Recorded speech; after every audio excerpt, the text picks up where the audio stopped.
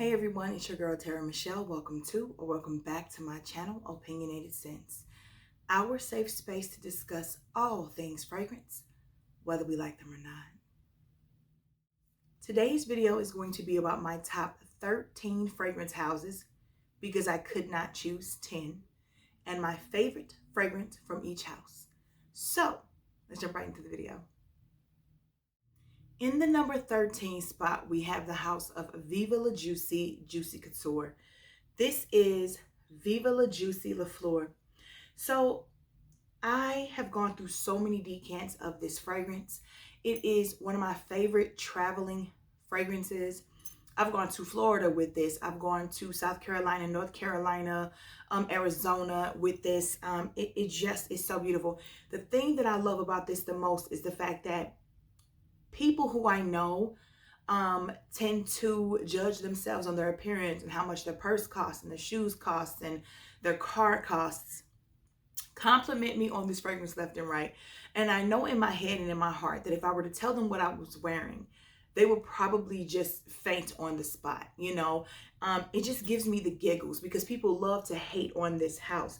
But this fragrance is so stunning. There's red berries in here, there's caramel and there's vanilla. But what this fragrance really is for me is the water lily, the jasmine, the gardenia, and the honeysuckle. The honeysuckle in this, the jasmine, not so much. This is, if you don't like jasmine, this is not going to scare you away. It's really the water lily, the gardenia, and the honeysuckle. This is a magical fragrance to me, and I will forever have this in my collection. I know I will. I just love it. In the number 12 spot, we have Marc Jacobs.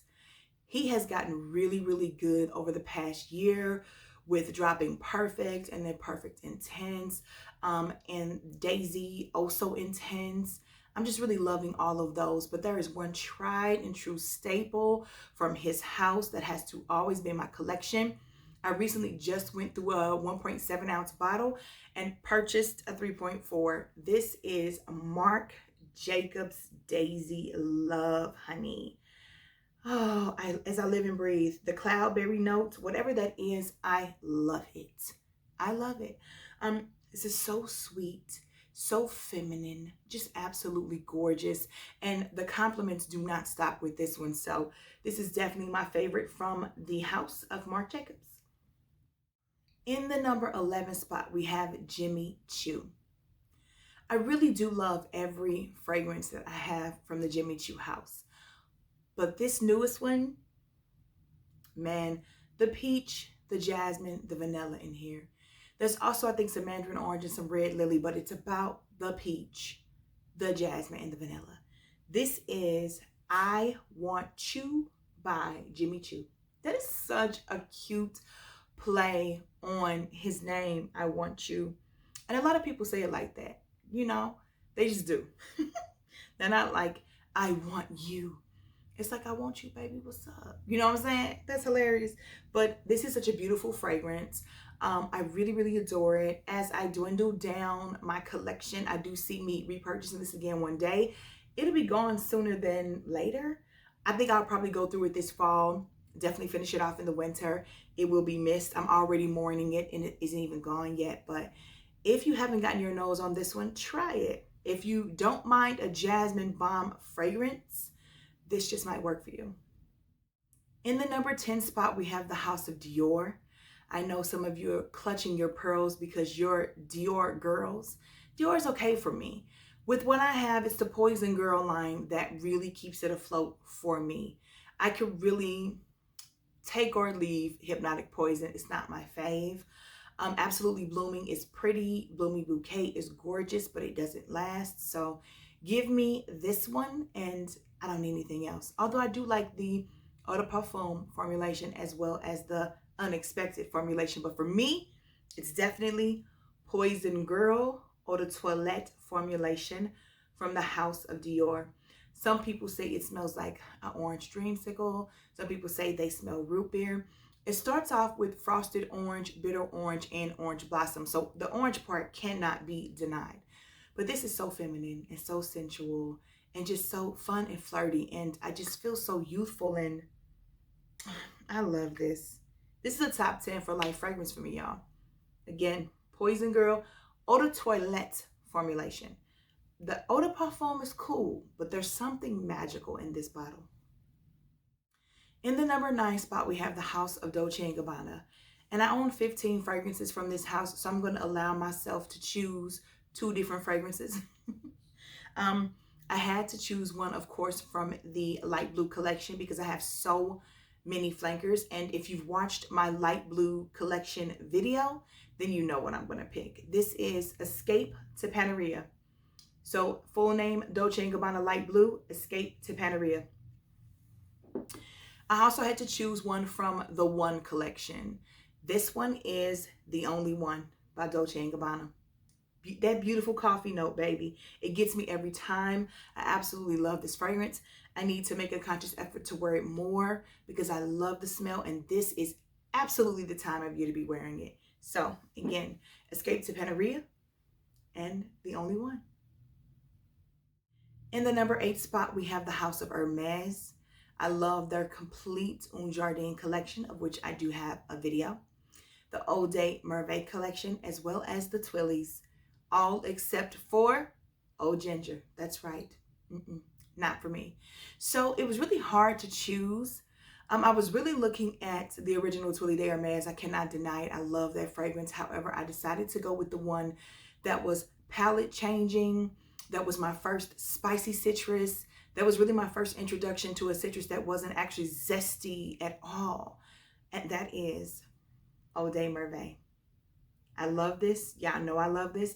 I talk about it all the time. I've gone through so many decants before I actually popped for the full bottle, and I don't regret it. I love this. I've since picked up almost all of them except for the one that I don't like, which is Elixir, but beautiful fragrance. And anytime I have a fragrance that changes my palette, that opens me up to trying new things, it becomes a favorite. And this is just stunning. Again, that's Eau de Merveille from the House of Hermes. In the number 7 spot, we have the King of Musks himself. That's correct, Narciso Rodriguez. And a few weeks back when I created this video concept in my little notebook, I chose Narciso Poudre. Yeah, I love this powdery, musky balm. I really, really do. And this time of year is actually my favorite time to wear it. But it's been a few weeks since I came up with this video concept. And let me stop saying that because somebody else may have done this before. So I don't mean I'm the originator on YouTube. I just mean in my notebook, when I wrote down some of the things I want to do for my channel, that's when I did it. Let me be clear. I won't take credit from nobody. It's been a few weeks and I've fallen in love with this plum musk heliotrope suede beautiful concoction. This is Narciso Rodriguez for her Musk Noir. I cannot get enough of this fragrance. I really wish I would have gotten a bigger bottle, but I was kind of scared. I was so turned off by Pure Musk that I wasn't really interested in getting this. I'd heard Suki London and several other people talking about this from the time that it dropped. Kept putting it in my cart, kept taking it out, kept putting it in my cart, kept taking it out. Didn't really want to spend what they were asking for on it. But then Joss talked about it. And I think it's her new channel's name is Joss's Fragrance Mixology. She's formerly Joss Jane. So most of you will probably subscribe to her. If not, check her out. I'll put her info in the description box. I think she said this is actually her favorite fragrance right now, her period. And that says a lot. So I went on ahead and said, you know what? I've been talking about getting this thing for months now, like months and months. Let me pull the trigger. And I did. Guys, it is just stunning. Stunning. In the number 6 spot, we have the House of Jean-Paul Gaultier, who has so many fragrances that I love that this just doesn't seem fair, but there's definitely a clear winner. There's nothing that touches my heart and soul the way that La Belle does. This is La Belle from the House of Jean-Paul Gaultier, my baby, the original La Belle. Don't come talking to me about that Le Parfum mess. Pear, vetiver, vanilla. Exquisite, sexy, beautiful. Look at the bottle. Just, it's La Belle. In the number 5 spot, we have a house that has never, ever, ever, ever, ever been in my top 10. If you would have asked me a year ago, I would have told you it will never, ever, ever, ever be in my top 10. However, 2021, I'm talking about the House of Mugler.